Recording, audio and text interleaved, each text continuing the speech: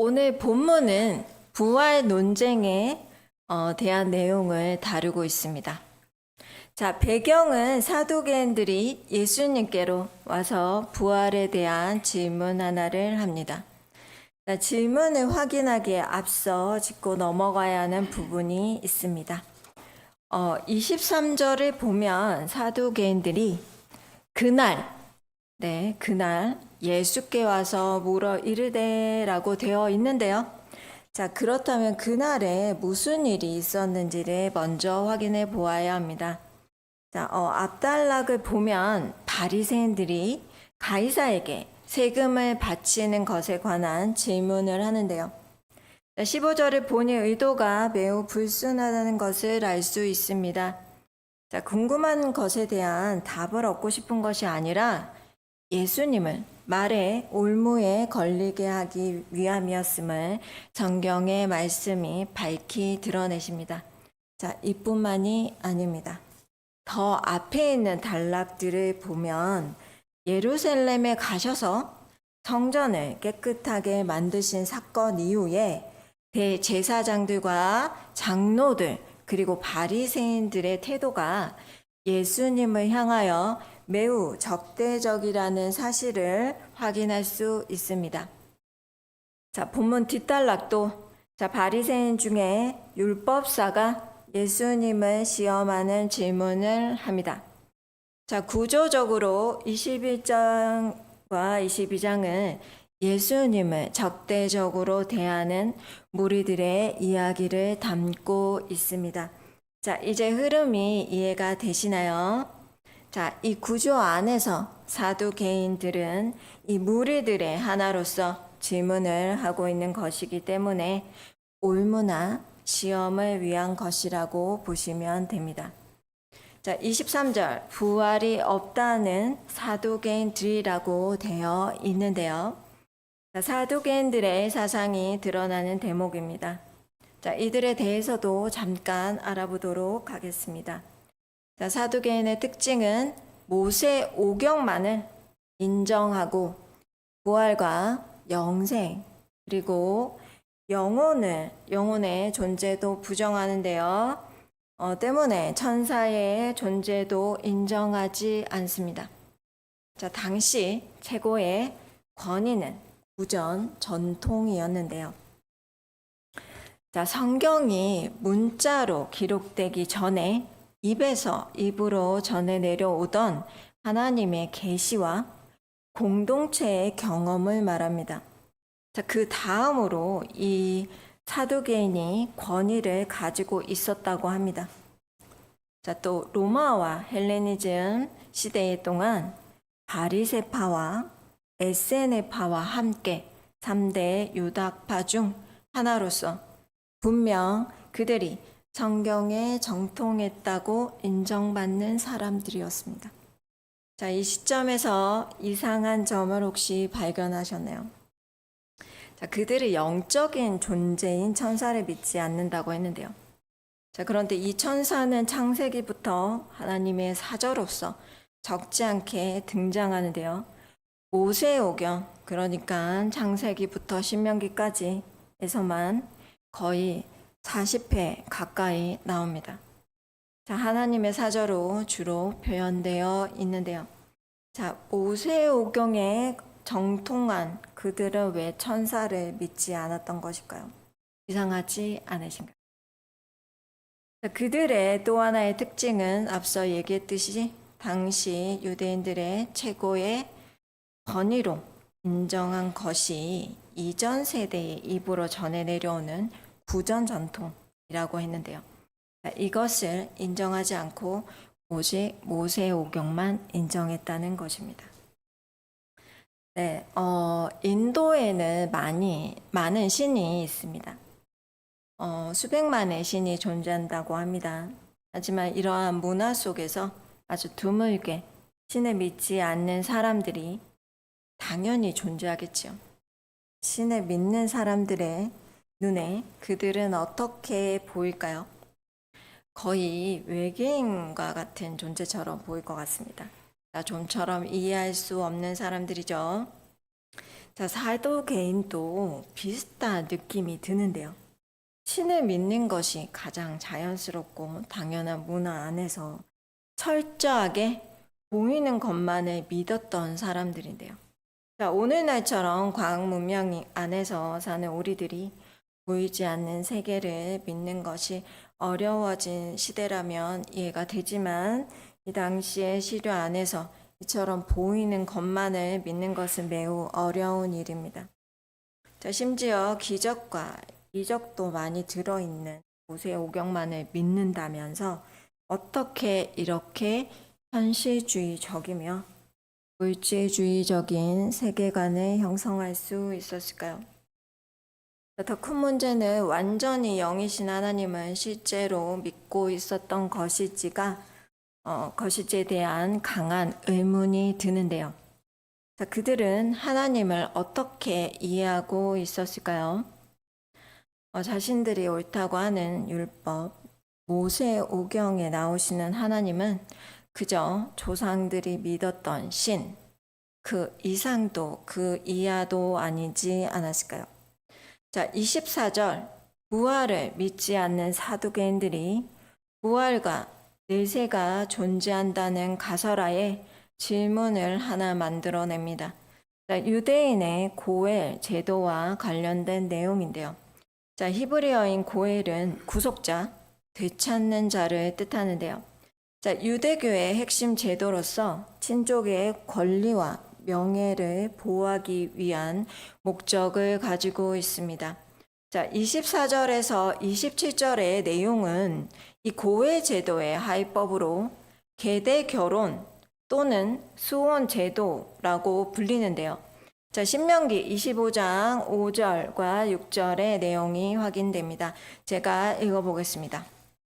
자, 형제들이 함께 사는데 그중 하나가 죽고 아들이 없거든 그 죽은 자의 아내는 나가서 타인에게 시집가지 말 것이요.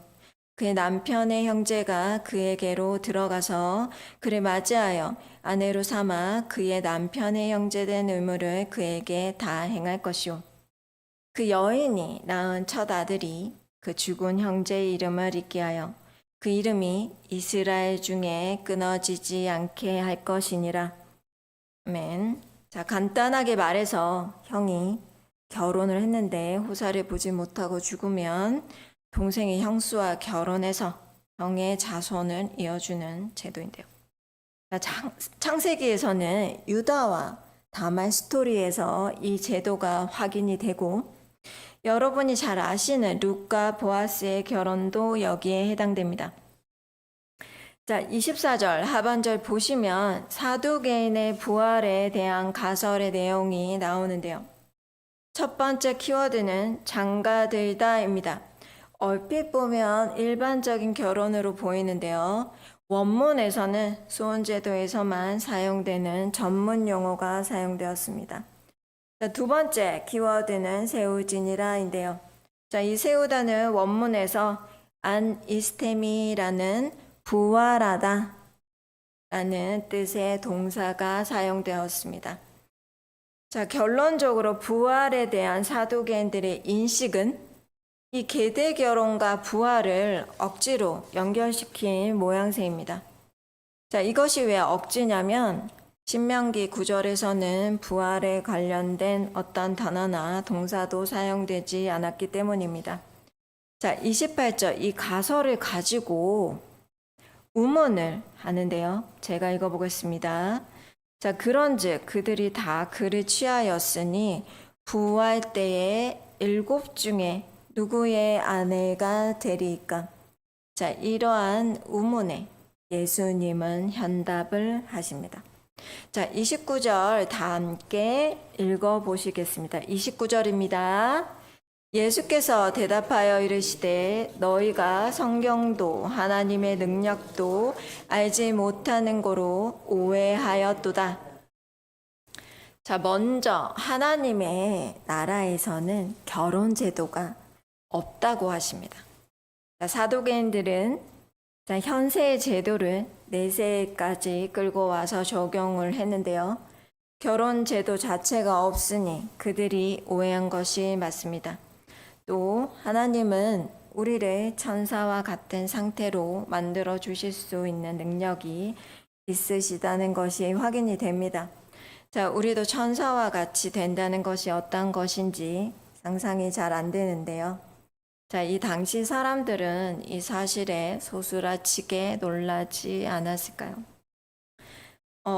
사람의 생각을 꿰뚫고 계시는 성자 하나님은 영적인 존재, 구체적으로 천사를 부인하는 사두개인들에게 일부러 천사가 존재한다는 사실을 콕 집어서 알려주시는 것 같습니다. 자, 31절은 영어 번역본에서 좀 더 쉽게 해석을 해 놓았는데요. 너희가 죽은 자들의 부활에 관해서 말하는데 하나님께서 너희에게 무엇이라고 말씀하셨는지 읽어보지 않았느냐? 한마디로 초점이 틀렸다는 것입니다. 자, 뉘앙스는 이렇습니다. 살아있는 자와 관련된 부활을 왜 죽은 자와 연결시키느냐? 자, 이어 이렇게 얘기하시는데요. 32절은 오늘 핵심 구절이면서 우리에게도 매우 중요한 말씀이니 다 함께 읽어보시겠습니다. 나는 아브라함의 하나님이요 이삭의 하나님이요 야곱의 하나님이로라 하신 것을 읽어보지 못하였느냐?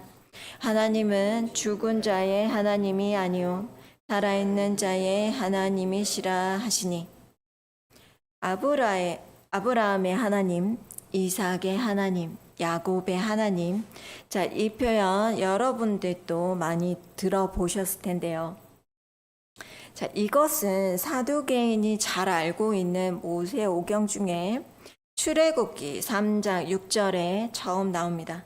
자, 배경은 하나님이 모세에게 처음으로 나타나셨을 때에 오고 간 대화 중에 이 말씀이 나옵니다. 여기서는 내 조상의 하나님이니 라는 수식어가 추가되어 있습니다. 6절에 이어 이 표현은 연속적으로 반복됩니다. 15절과 16절을 넘어 4장 5절에서도 나오는데요. 자, 하나님께서 하시고 싶으신 말씀은 4장 5절에서 명확히 드러납니다. 제가 읽어보겠습니다. 이는 그들에게 그들의 조상의 하나님 곧 아브라함의 하나님, 이삭의 하나님, 야곱의 하나님 여호와가 내게 나타난 줄을 믿게 하려 함이라 하시고. 자, 그들은 애굽의 압제 안에서 고통받고 있는 하나님의 백성, 자, 이스라엘이고요. 너는 모세를 가리킵니다. 자, 첫 만남의 대화의 전체 맥락 안에서 자, 이 말씀의 뉘앙스는 다음과 같습니다.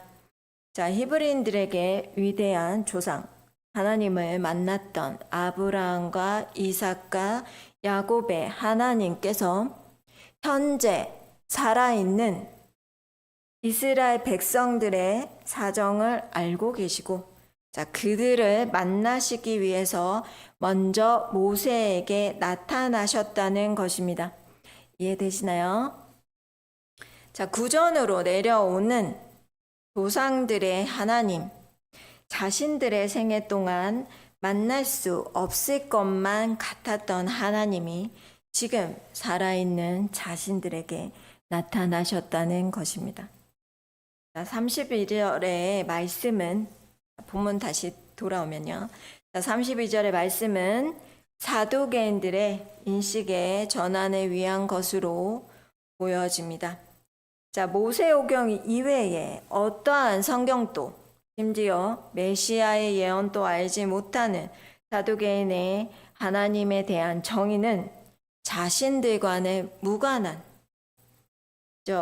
문자 안에 갇혀 있어서 지금 살아있는 자신들에게는 개입하지 못하시는 그저 조상들의 신으로만 박제되어 있는 하나님이 아니었을까요?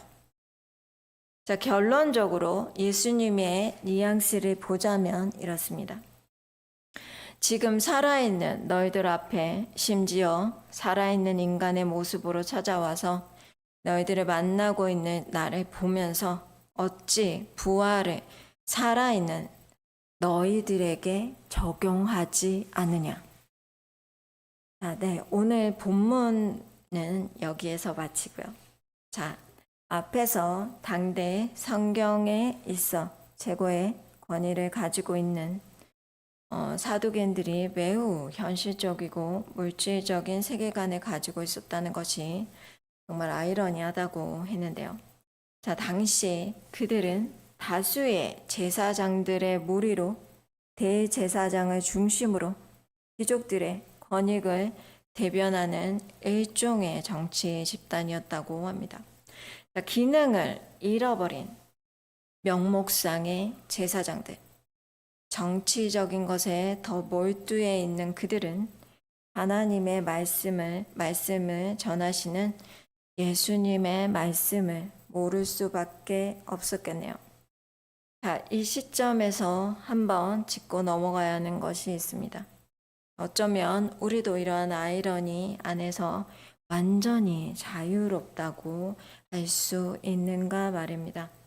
자, 오늘 아브라함의 하나님, 이삭의 하나님, 야곱의 하나님이 지금 살아있는 나의 하나님이신가요? 자, 그리스도의 사역으로 하나님과 연합한 우리들은 하나님과 함께 살아가고 있다는 사실을 잘 아시죠? 자, 우리가 즐겁고 기쁠 때나 고통과 고난 중에 있을 때 지금 생생하게 살아계시는 하나님께서 지금 생생하게 살아있는 우리의 모든 사정과 상황을 보고 계시며 개입하고 계시다는 사실을 믿으시네요. 이것이 우리의 실존입니다. 자, 이 사실을 늘 기억하시며 하나님만 의지해서 살아가시는 여러분 모두가 되시길 소망합니다.